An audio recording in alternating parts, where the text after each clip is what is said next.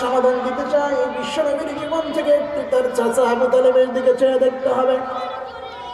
আমি মনে করি বিশ্বনবীর জীবনে পড়ে আমি যতটুকু জানতে পেরেছি, আবু তালিব বিশ্বনবীর জন্য জীবনের ঝুঁকি নিয়ে বিশ্বনবীকে যেমন হেফাজত করেছেন, মক্কার অলিতে গলিতে দিনহারা পথহারা মানুষের কাছে দিনের দাওয়াত পৌঁছে দিতে তেমন সহযোগিতাও করেছেন। কথা কোন ঠিক কিনা? বিশ্বনবীর বয়স যখন 8 বছর, তখন থেকে লালন পালন করছেন। যখন তিনি যুবক হলেন, তখনও তার মুরব্বী, তখনও তার দায়িত্বশীল আবু তালিব, তখনও আবু তালিব বিশ্বনবীর পিছনে পাহাড়ের মতো দাঁড়িয়ে আছেন। যখন কালিমার দাওয়াত প্রকাশ্যে দেওয়া শুরু করলেন, তখনও বিশ্বনবীর পিছনে আবু তালিব দাঁড়িয়ে আছেন। আমার নবী মুহাম্মদুর রাসূলুল্লাহ সাল্লাল্লাহু আলাইহি ওয়াসাল্লাম যখন তিনি শিয়াবে আবু তালিবের জেলখানাতে বন্দী, তখনও বিশ্বনবীর পিছু থেকে হটে নাই তার প্রিয় চাচা আবু তালিব। এত খেদমত, এত ত্যাগ, জীবনের এত ঝুঁকি, সব কিছু বিশ্বনবীর জন্য তিনি বিসর্জন দিয়ে জীবনের সমস্ত ঝুঁকি কিনে নিয়েছেন। জীবনের মায়াকে উৎসর্গ করেছেন নবীর জন্য, নিজের প্রিয় ভাতিজার জন্য, পিতাহারা এতিম সন্তানের জন্য।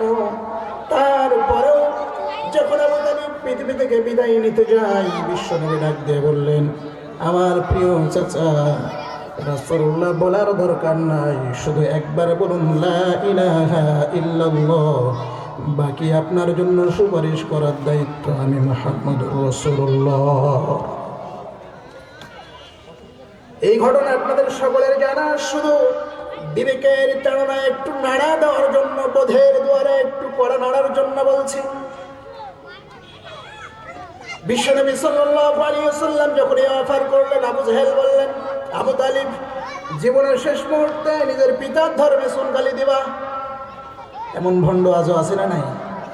সারা জীবন অমুকের দল করলা, তমুকের দল করলা, আর শেষ বয়সে যে বংশের মুখে চুনকালি দিলা। দেখবেন এমন আছে, কারণ ইতিহাস, এগুলো থাকবে। প্রিয় ভাইরা আমার, আবু তালিব কালিমা পড়লেন না, চলে গেলেন। শুধু এই কথাটা শেষ পর্যন্ত বললেন, আমি আমার পিতার ধর্মের উপরেই। এতটুকু কথা জবান দিয়ে বের হয়েছে, মালাকুল মাউত এসে জীবন কবজ করে নিয়ে চলে গেছে।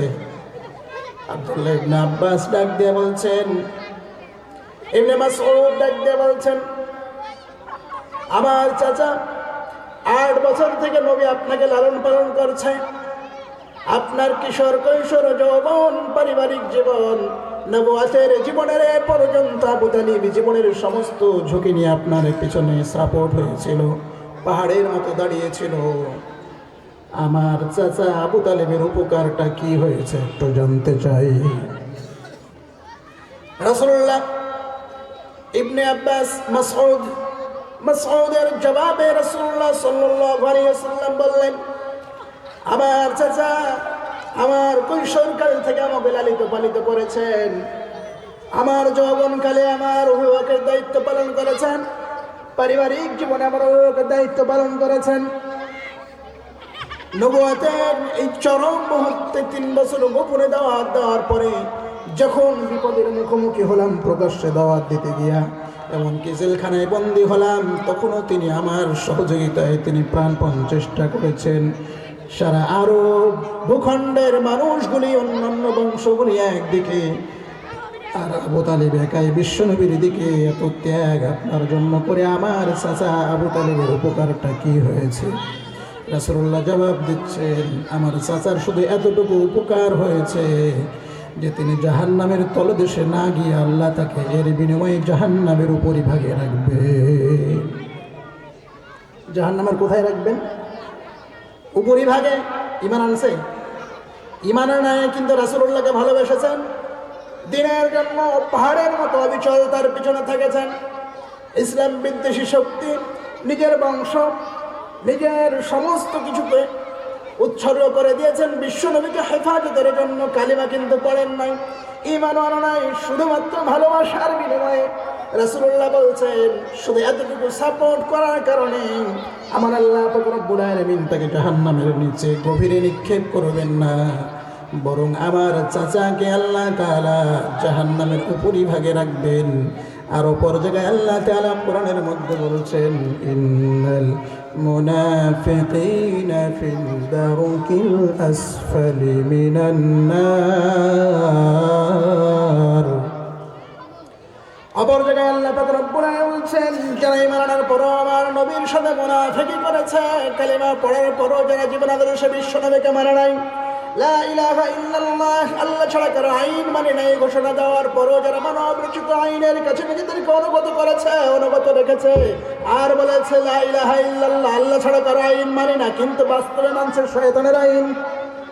কতক্ষণ আমার আল্লাহ পাক রব্বুল আলামিন ডাক দিয়ে বললেন, বিশ্বনবী বললেন আমার চাচা ভালোবেসেছে তাই ঈমান আনেনি, তারপরও জাহান্নামের উপরিভাগে থাকবে। আর যে সমস্ত মুনাফিক গালা কালিমা পড়ার পরেও নিজের জীবনের সংবিধান হিসাবে, নিজের জীবনের রাষ্ট্রের সমাজের সংবিধান হিসাবে কোরআনকে মানে না, আল্লাহ পাক রব্বুল আলামিন বলছেন এরা হচ্ছে মুনাফিক। আর এই মুনাফিকগুলি থাকবে জাহান্নামের সবচাইতে তলে। ঈমান আনার পরও জায়গা কোথায়? জাহান্নামের। আর ঈমান না এনেও বিশ্বনবীকে ভালোবাসার কারণে তার জায়গা কোথায়? এইখান থেকে প্রিয় বন্ধুগণ দুইটা চমৎকার শিক্ষা রয়েছে। এক নাম্বার শিক্ষা হচ্ছে বিশ্বনবীকে শুধু শুধু ভালোবাসলে ঈমানদার হওয়া যায়। বহু মানুষ আছে বিশ্বনবীর নাম শুনলে সাল্লাল্লাহু আলাইহি ওয়াসাল্লাম বলে সুমা কয়টা খায়, আমরা কোনো দলিল পাই না, এই পর্যন্ত শিখিও নাই, কিন্তু ও কতটা সুমা খায় আল্লাহ ভালো জানে, দলিল যে কোথায় পাইছে। নাম শুনলে সুমা খাওয়া, দরুদ পড়বেন, ঠিক আছে, দরুদ পড়ার নির্দেশ দিয়েছেন কে? বিশ্বনবীর নাম শোনার পরে দরুদ যদি আমরা না পড়ি গুনাহ হবে না? হবে না? সেই প্রসঙ্গে যাব না। প্রিয় বন্ধুরা আমার, এখান থেকে দুইটা যে শিক্ষা, বিশ্বনবীকে ভালোবেসেছেন কিন্তু আদর্শ মানেন নাই। কে সেটা? আবু তালিব।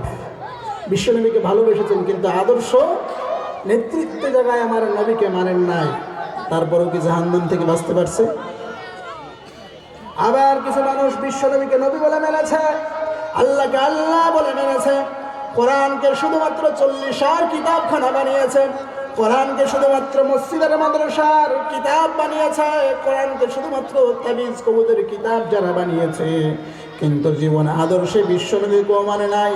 আর আইন প্রণয়নের ক্ষেত্রে, বিচার ব্যবস্থার ক্ষেত্রে বিশ্বনবীর আদর্শ মানে নাই, কোরআনের আদর্শ মানে। এই মুনাফিকগুলিকে আল্লাহ পাক রব্বুল আলামিন জাহান্নামের সবচাইতে তলদেশে নিক্ষেপ করবেন। আমরা কারা কারা জাহান্নামের তলদেশে যেতে চাই দেখি হাত দুইটা একটু উঠান। তলদেশে যাব আমরা? কেউ যেতে চাই? আচ্ছা, জাহান্নামের উপরে থাকতে রাজি আছেন কারা কারা দেখি? জাহান্নামের উপরেও না নিচেও না নাকি?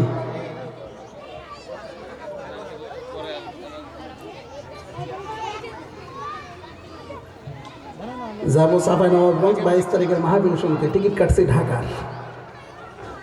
যাওয়া যাবে?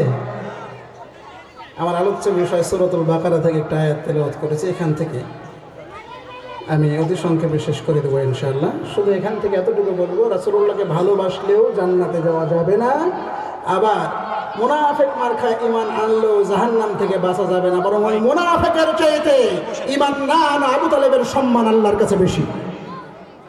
যেহেতু আমরা জান্নাতের উপরেও থাকতে চাই না, তলেও যেতে চাই না, এই জন্য দুটোই বাদ দিতে হবে। পরিষ্কার পরিচ্ছন্ন ঈমানের অধিকারী হতে হবে। কথা বলেন ঠিক কিনা? যে কোরআন দিয়ে নামাজ পড়ি সেই কোরআন দিয়ে জীবনের সব চলবে। কোরআন নামাজ পড়ার জন্য আসে নাই শুধু, কোরআন তারাবিতে খতম করার জন্য শুধু আসে নাই, কোরআন তাবিজ কবুলের জন্য আসে নাই। আপনার বাচ্চা, আপনার বিবি, আপনার স্ত্রী, আপনার পরিবারে জিনের ভূতে আক্রান্ত হয়েছে, সেই ভূত ছড়ানোর জন্য কোরআন আসে নাই, বরং কোরআন এসেছে মানব জীবনের প্রত্যেকটা ক্ষেত্র থেকে ভূত আর শয়তানকে তাড়িয়ে দিয়ে পরিচ্ছন্ন জীবন গঠনের জন্য। কথা বলেন ঠিক কিনা? এজন্য ঈদের দিন দাড়ি টুপি পাঞ্জাবি লাগায় ঈদগাহে যায় সবাইকে ঈদ মোবারক দিবেন। 1 মাস আগে থেকে ঈদের শুভেচ্ছা জানাবেন, কোনো আপত্তি নাই। কোনো আপত্তি আছে? জানান, শুভেচ্ছা জানান। ঈদের দিন উপহার দেন, বড় বড় কোরবানি দেন, অর্থ সম্পদ আছে বারবার হজে যান, ঘন ঘন উমরায় যান, কোনো আপত্তি নাই, কিন্তু জীবন ও সংবিধান হিসাবে যদি জীবনের সংবিধান হিসাবে যদি কোরআনকে মানতে না পারেন, আবু তালিবের কাছ থেকে শিক্ষা নেন, আর আব্দুল্লাহ ইবনে উবাইয়ের কাছ থেকে একটু শিক্ষা নেন। বলবেন হুজুর কোরআন সবার জন্য এসেছে, কতক্ষণ কোরআন সবার জন্য এসেছে? আমি বলি এই পৃথিবীতে বহু বৈচিত্র্যময় মানুষ আছে, কিন্তু কোরআন এই বৈচিত্র্যময় মানুষের জন্য আসে নাই। কোরআন এসেছে দুই শ্রেণীর মানুষের জন্য। এক শ্রেণী যারা নিজেদেরকে মানুষ মনে করে, কি মনে করে? হুদাল লিন্নাস ওয়া বাইয়িনাতিন মিনাল হুদা ওয়াল ফুরকান, আমি মানুষের জন্য এই কিতাব নাজিল করেছি যাতে করে মানুষ এই কিতাব থেকে সত্য আর মিথ্যার মধ্যে পার্থক্য কি তা বুঝে নিতে পারে, সত্যের উপকারে কি আর মিথ্যার ধ্বংসটা কেমন হতে পারে তা যেন জেনে নিয়ে সত্যের পথ অবলম্বন করতে পারে, হেদায়েতের পথে চলতে পারে, এজন্য দিয়েছি। হুদাল লিন্নাস, মানুষের জন্য কোরআন, আর হুদাল লিল মুত্তাকিন, মুত্তাকিদের জন্য কোরআন। প্রিয় ভাইরা, আমার বন্ধুরা, আমার সময়ের মধ্যে কতটুকু কথা বলতে পারবো জানি না, তবে আমার আলোচনার মধ্য দিয়ে যারা মাইকের আওয়াজ শুনছেন এবং উপস্থিত রয়েছেন তাদের কাছে আমি বিনয়ের সাথে একটি অনুরোধ করব। পবিত্র কোরআনের 2 নম্বর সূরা, সূরার নাম কি? সূরার নাম কি? আচ্ছা, এই পাশের গুলো চুপ করে আছে কেন? 2 নম্বর সূরার নাম কি? বাকারা। বাকারা মানে কি? ওই সূরা থেকে একটা আয়াত তেলাওয়াত করেছি। বাকারা মানে হচ্ছে গাভী। আমি আপনাদের কাছে অনুরোধ করব, এই সূরা বাকারার প্রথম 10টা আয়াত সরল অনুবাদ করে একটু বাসায় পড়বেন। যদি 6 মাস সময় লাগে তাও পড়বেন, যদি 6 মাস সময় লাগে তাও পড়বেন। কারণ আল্লাহ তাআলা বলছেন যালিকাল কিতাবু লা রাইবা ফীহি, এমন একটি কিতাব যার মধ্যে ভুল ভ্রান্তির কোনো সুযোগ নাই। ভুল থাকতে পারে এমন সন্দেহ করার সুযোগ নাই। কোন আল্লাহু আকবার। এমন একটি নির্ভেজাল কিতাব আল্লাহ কেন দিলেন? নিশ্চয়ই কথা বলছেন, এমন একটি নির্ভেজাল কিতাব দেওয়ার রহস্য হচ্ছে হুদাল লিল মুত্তাকিন, যারা আমি আল্লাহকে ভয় করে ওই মুত্তাকিদেরকে এই কোরআন হেদায়েতের পথ দেখায়া জান্নাত পর্যন্ত নিয়ে যাবে। আমরা জাহান্নামের উপরেও থাকতে চাই না, নিজেও থাকতে যেহেতু চাই না, জান্নাতে যেতে চাই, তাহলে জান্নাতে যারা যেতে চায় সূরা বাকারার এই প্রথম 10টা আয়াত অনুবাদ সহ করবেন। যারা জান্নাতে যেতে চায়, যারা হেদায়েতের পথ লাভ করতে চায়, হেদায়েত পাওয়ার 5টি শর্ত আল্লাহ তাআলা এখানে দিয়েছেন। কয়টি শর্ত? আল্লাযীনা ইউমিনুনা বিল গায়ব, না দেখে বিশ্বাস করা লাগবে কাকে? কিন্তু আমাদের কপাল, উম্মতের এতিম উম্মত, নবীর আমরা এতিম উম্মত, নবীকে না দেখো ঈমান আনছি, কথা ঠিক কিনা? গায়েবের প্রতি হেদায়েত পাওয়ার শর্ত, গায়েবের প্রতি বিশ্বাস থাকা লাগবে। কিসের প্রতি? আল্লাহকে দেখতে পাই আমরা, কবরে কি হচ্ছে টের পাই, দেখতেও পাই না। না দেখার সমস্ত কোরআন যেগুলোকে বলছে, না দেখার সমস্ত বিষয়ের প্রতি ঈমান আনতে হবে। এটা হেদায়েত পাওয়ার জন্য। কি পাওয়ার জন্য? হেদায়েত হুজুর দোয়া করলে হবে না কোশ্চেন কালো। আমার নবী হেদায়েতের দোয়া করে মানুষকে ফিরিয়ে আনতে পারেননি, কষ্ট পেয়েছেন। আল্লাহ তাআলা আয়াত নাযিল করে বলছেন, এ রাসূলুল্লাহ, তোমার কাজ হচ্ছে পৌঁছায় দেওয়া। হেদায়েত কাকে দেব আর কাকে দেব না সেই দায়িত্ব আমার। কোন আল্লাহু আকবার। হেদায়েত পাওয়ার জন্য 5টা শর্ত। ইউমিনুনা বিল গায়ব, বিশ্বাস রাখতে হবে কার উপরে? ওয়া ইউকিমুনাস সালাত, নামাজ কায়েম করা লাগবে। কি করা লাগবে? সমাজে যদি 200 জন পরিবার বাস করে, তার মাঝে 20টা মানুষ মুসল্লি মসজিদে যায়, আর বাকিগুলো জুম্মার দিন যায় দোয়া করে মসজিদের কয়েকটা টাকা দিয়া, গাছের কিছু ফল ফলাদি দিয়া, ইমাম সাহেব একবার দাওয়াত দিয়া কয়, হুজুর আল্লাহ যেন হেদায়েত দেয়, আল্লাহ যেন ভালো রাখি, দোয়া করেন। আছে না নাই? কিন্তু আল্লাহ তাআলা বললেন এই দোয়া দিয়ে নিয়ে কাম হবে না। এই দোয়া দিয়ে যদি হেদায়েত পেতে চাও, ইউমিনুনা বিল গায়ব, অদৃশ্যের প্রতি বিশ্বাস করা লাগবে। ওয়া ইউকিমুনাস সালাত, নামাজ কায়েম করতে হবে। কি করতে হবে? নামাজ আপনি পড়বেন, তাহলে হেদায়েত কপালে জুটবে। আমরা মনে করি হেদায়েত পাইলে লোকটা নামাজ পড়বে, আমরা মনে করি হেদায়েত পাইলে লোকটা, আমরা অনেকেই বলি যে আল্লাহ লোকটারে হেদায়েত দেখ যেন নামাজি হয়। কোশ্চিন কালেও হেদায়েত পেতে চাইলে নামাজ কায়েমের আন্দোলন করা লাগবে। তুমি যদি নামাজ কায়েম করতে পারো, নামাজ কায়েমের সংগ্রামে নিজেকে উৎসর্গ করে দিতে পারো, আল্লাহ তোমার অন্তরটা দেখে বিবেচনা করে দেখবে তুমি আসলে হেদায়েতের যোগ্য কিনা, আল্লাহর সেই নিয়ামতে ভরা জান্নাতের যোগ্য কিনা। যখন কোনো বান্দা ওয়াকিমুনাস সালাত নামাজ কায়েমের কাজ করবে, ওমিম্মা রাযাকনাহুম ইউনফিকুন, আর আল্লাহর দরজা থেকে আল্লাহর জন্য খরচ করবে। আর আল্লাহ পাক রব্বুল আলামিন যে কিতাবগুলি নাযিল করেছেন, ইতিপূর্বে কোরআনের পূর্বেও কিতাব এসেছে না আসে নাই? আসমানের কিতাব 104 খানা। কয়খানা? 104 খানা। এর চাইতেও বহু আরো আছে না নাই? গন্তির বাইরে অনেক ওজিফা সহিফা এর পূর্বে এসেছে খণ্ড খণ্ড আকারে। প্রিয় ভাইয়েরা আমার, আগে যতগুলো কিতাব নাজিল হয়েছে সেগুলোর প্রতি ঈমান আনা রাখবে, এবং নবী মুহাম্মদুর রাসূলুল্লাহ সাল্লাল্লাহু আলাইহি ওয়াসাল্লামের পূর্বেও যারা নবী হিসাবে দুনিয়াতে এসেছিল তাদের উপরও ঈমান আনা লাগবে। 5 নম্বর শর্ত হচ্ছে ওয়াল ইয়াউমিল আখির, আখিরাতকে বিশ্বাস করতে হবে। কি করতে হবে? আখিরাতে বিশ্বাস করতে হবে। আমি সাদাবাজি করছি, আমি সন্ত্রাসী করছি, আমি ধর্ষণ করছি, আমি লুট করছি, গুম করছি, খুন করছি, কিয়ামতের দিন মালিক ইয়াউমিদ্দিন, যেই দিনের একচ্ছত্র মালিক হবেন আল্লাহ, সেই দিন আল্লাহ পাক রব্বুল আলামিন আমল নামাগুলি হাতে তুলে দিয়ে বলবেন, ইকরা কিতাবাকা কাফা বিনাফসিকাল ইয়াউমা আলাইকা হাসিবা। আমার বান্দা দুনিয়াতে যা করেছো, ফামান ইয়ামাল মিসকালা যাররাতিন খায়রান ইয়ারাহ ওয়া মান ইয়ামাল মিসকালা যাররাতিন শাররান ইয়ারাহ। দুনিয়াতে ছোটখাটো যা ভুল করেছো তাও লেখা আছে, দুনিয়াতে ছোটখাটো যা নেক আমল করেছো তাও লেখা আছে। প্রত্যেকটা কর্মের প্রতিদান আজকে তোমাকে উপভোগ করতে হবে।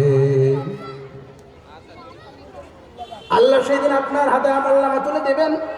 এই 2 ফেরেশতার কাছে যেটা রয়েছে, এই 2 সাংবাদিকের কাছ থেকে যে রিপোর্টগুলো রয়েছে আপনার 70 বছর, 60 বছর, 50 বছর জীবনের, এইটা আপনার হাতে তুলে দিয়ে আল্লাহ বলবেন, বান্দা তুমি নিজে বিচার করে দেখো আজকে তুমি জান্নাতি না জাহান্নামী।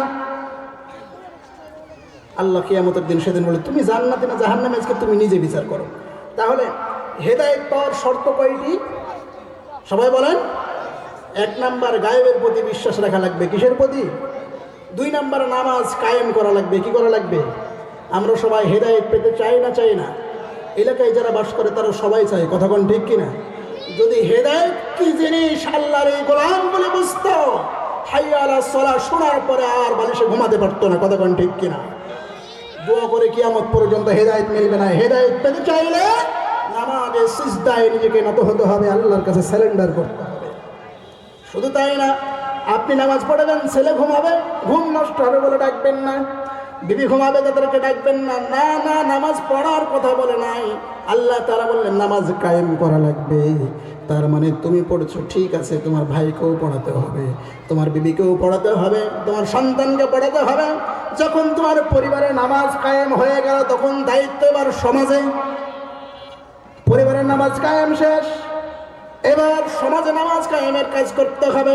সমাজে নামাজ কায়েম হয়েছে, আবার রাষ্ট্রে নামাজ কায়েম করা লাগবে না? লাগবে না?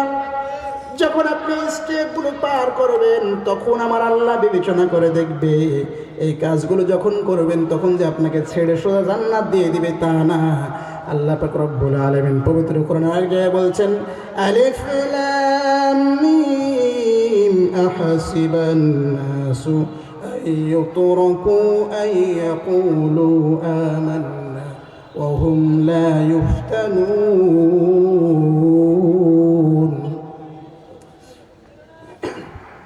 আমার আল্লাহ পাক রব্বুল আলামিন বলছেন, তোমরা ঈমান এনেছো বলবার ছেড়ে দেবো?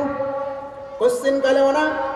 وَلَقَدْ فَتَنَّا الَّذِينَ مِنْ قَبْلِهِمْ فَلَيَعْلَمَنَّ اللَّهُ الَّذِينَ صَدَقُوا وَلَيَعْلَمَنَّ الْكَاذِبِينَ।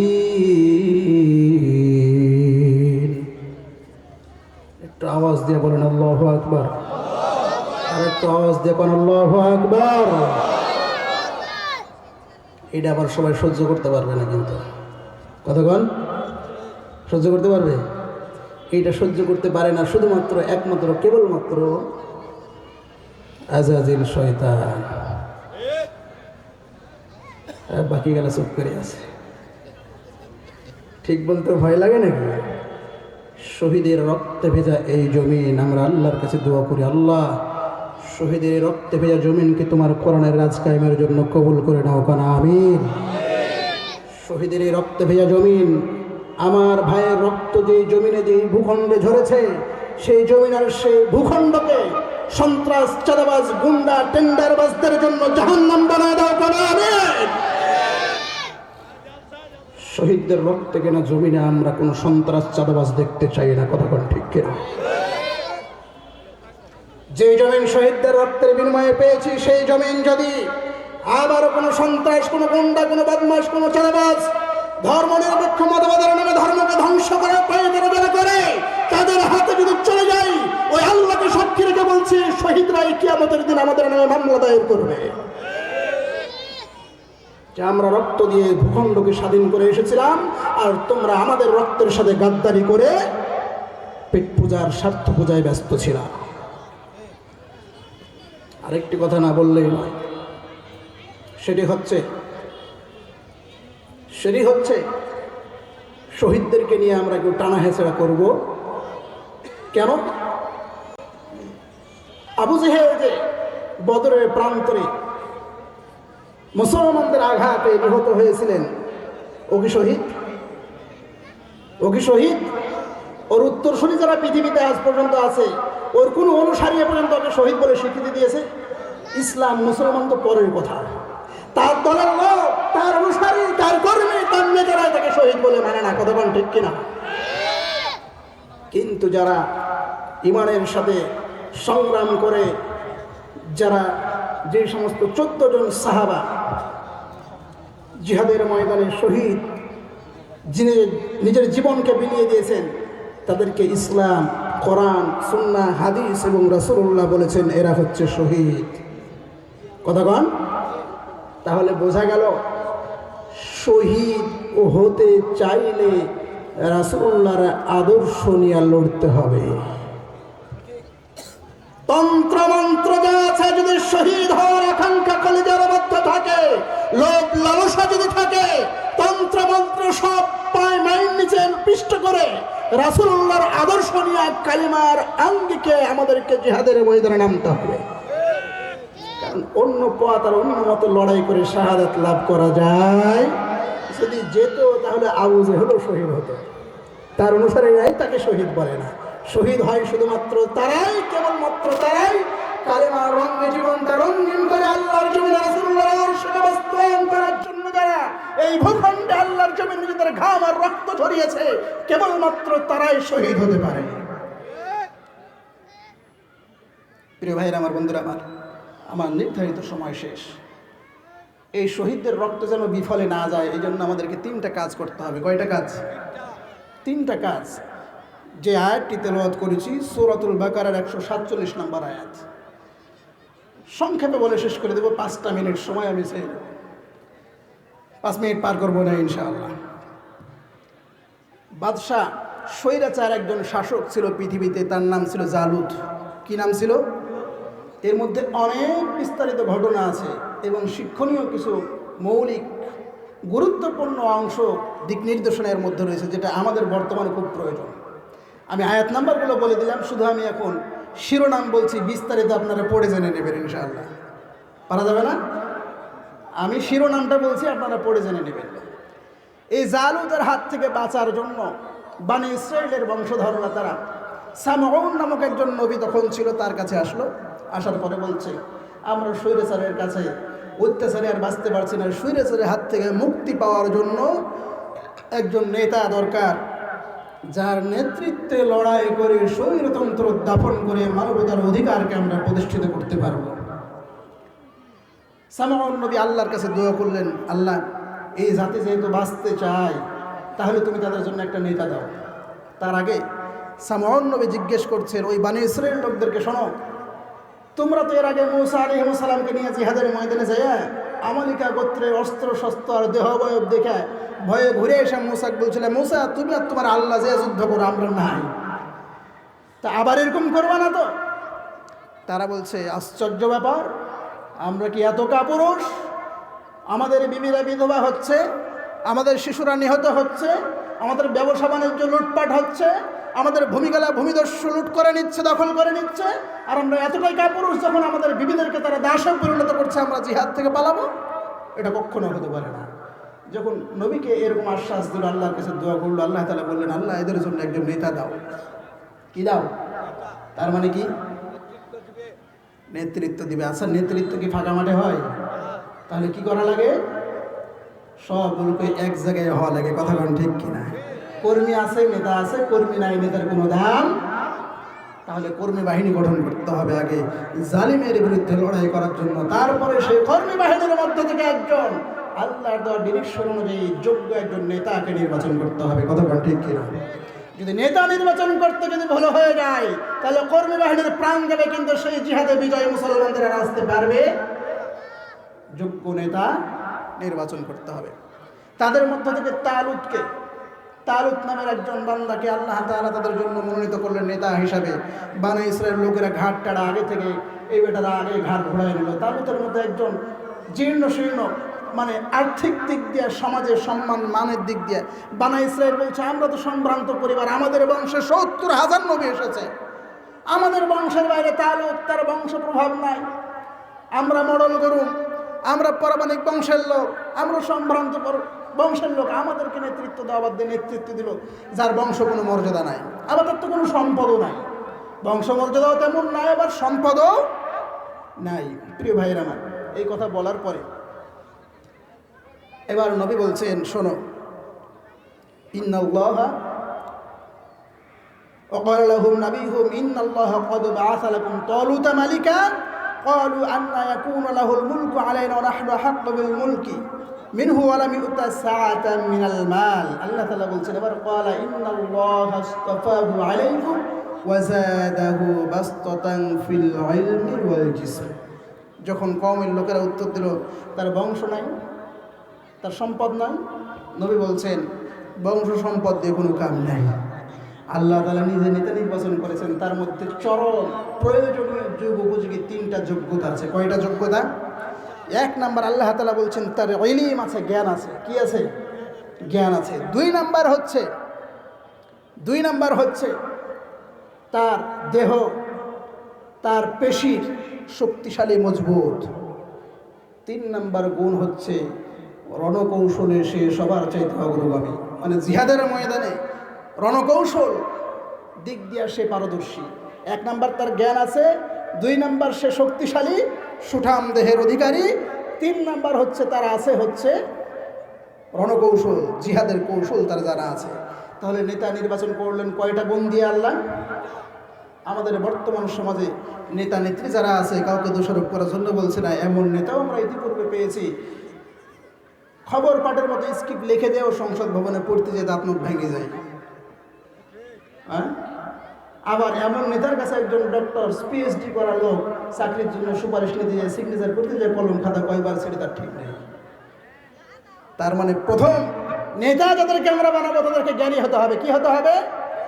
জ্ঞানী হতে হবে। এমন জ্ঞানী নয়, সুশীল নামের সেই অসভ্য জ্ঞানী নয়, যারা নাস্তিক আর মুরতাদের পিছনে নিজেদেরকে আড়াল করে রেখেছে আর আমাদের সামনে মুসলমানের ভেষ ধরে বসে আছে।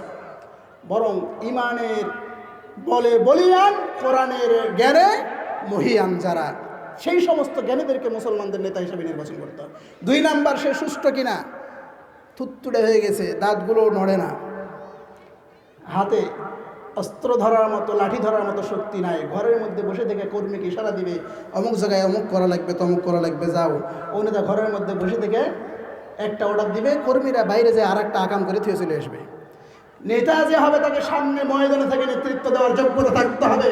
যে সমস্ত নেতারা কর্মী বাহিনীকে সামনে থেকে নেতৃত্ব দেবে, তাদের নেতৃত্বই আমাদের মানতে হবে। কথা বলেন ঠিক কিনা? ইন্দুরের গর্তে বসে থেকে নেতৃত্ব দেওয়ার চেষ্টা করলে তাদের নেতৃত্ব আমরা আর মানব। 3 নাম্বার বৈশিষ্ট্য, তাকে রণকৌশলী হতে হবে। বর্তমানে এই দেশে, সারা বিশ্বে মুসলমানদেরকে রাজনৈতিকভাবে এবং আন্তর্জাতিকভাবে দমন পীড়ন নিপীড়ন করার জন্য যে সমস্ত এজেন্ডা বাস্তবায়ন তারা করছে, শিক্ষার নামে, গণতন্ত্রের নামে, এই সমস্ত কিছুর ষড়যন্ত্রকে, ষড়যন্ত্রের জালকে ছিন্ন ভিন্ন করে জাতির সামনে উন্মোচন করার মতো নিজের মধ্যে যোগ্যতা, কোয়ালিটি আর কৌশল থাকতে হবে। কথা ঠিক কিনা? এই তিনটা গুণ যাদের মধ্যে থাকবে, আগামীতে আমরা তাদেরকে নেতা মানব যদি মুসলমান হয়ে বাঁচতে চাই। কারণ এই নেতৃত্বের গুণ দিয়েছেন কে? আজ যদি টাকা পয়সা দেখে পিছন পিছন করেন, এক কাপ চা খাওয়া ভাই কোনো রকম ভোট নিবে, তারপরে আপনার কাছে চা খাওয়ার জন্য 5 লক্ষ টাকা নেবে। আল্লাহ তাআলা আমাদেরকে হেফাজত করুন। আজকে যেটুকু আলোচনা হয়েছে, এখান থেকে ভুল ভ্রান্তি যা হয়েছে ক্ষমা করে সঠিকগুলি আমাদের ব্যক্তি, পারিবারিক, সামাজিক জীবনে মেনে চলার তৌফিক দান করুন। ওয়া আখিরু দাওয়ানা আলহামদুলিল্লাহি রাব্বিল আলামিন। আসসালামু আলাইকুম ওয়া রাহমাতুল্লাহি ওয়া বারাকাতুহু।